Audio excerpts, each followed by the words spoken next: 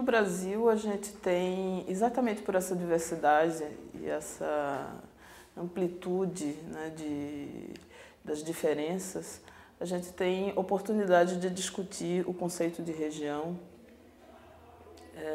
sob diversas perspectivas, né? A região dentro da perspectiva cultural, dentro da perspectiva política, econômica, né? E eu acho que isso está dentro de um movimento não só no Brasil, mas na verdade essa discussão ela se amplia, né? Ela já vem há um tempo ocorrendo e retornando, né, no cenário internacional, né, no meio acadêmico e mesmo nas políticas públicas. Então eu acho que é um debate importante, ele é um debate contemporâneo, né? Na verdade é uma revisão de uma concepção de região que não se compara às estratégias utilizadas, por exemplo, na década de 50 e 60. Então é uma releitura dentro de um mundo globalizado, dentro de um mundo onde os conflitos são outros, né?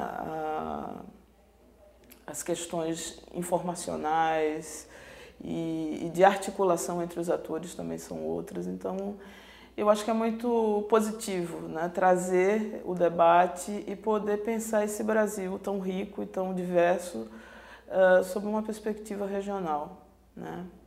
No Brasil, na verdade, a gente tem iniciativas políticas também que ainda não se consolidaram, né?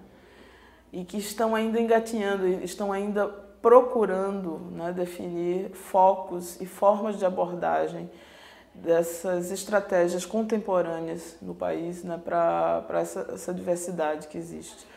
Mas eu acho que é um caminho a se traçar e a gente está fazendo esforços diversos no sentido de criar fóruns de discussão importantes, né, para pensar sobre isso, né, em diferentes instâncias.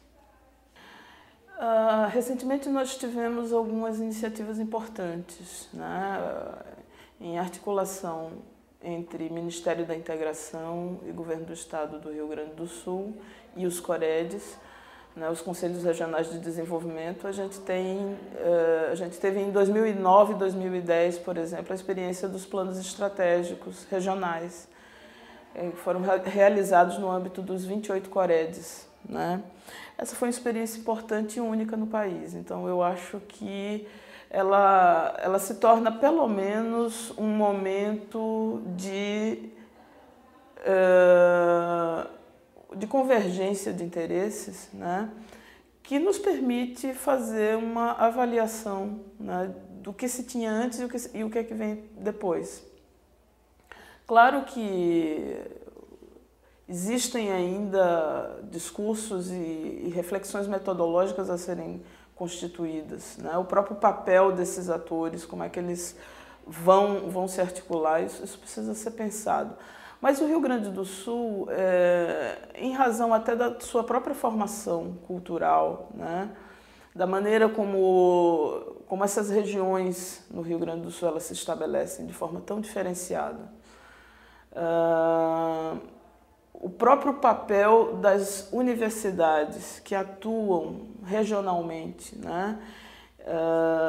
Tudo isso acho que dá um caráter positivo, né?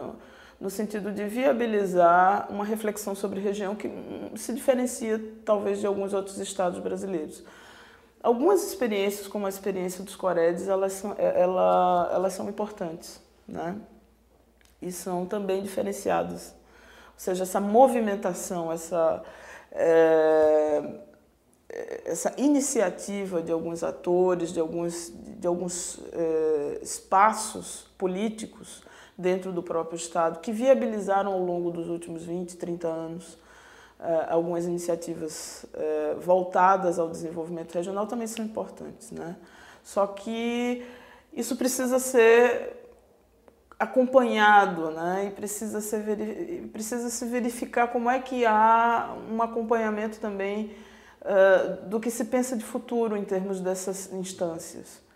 Então, eu acho que o Observatório de Desenvolvimento Regional ele vai viabilizar como canal de articulação não só para o estado do Rio Grande do Sul, eu acho que ele viabiliza, é um fórum diferenciado que pode viabilizar, por exemplo, a articulação com outras experiências nacionais que possam alimentar aquilo que já vem sendo feito no Rio Grande do Sul.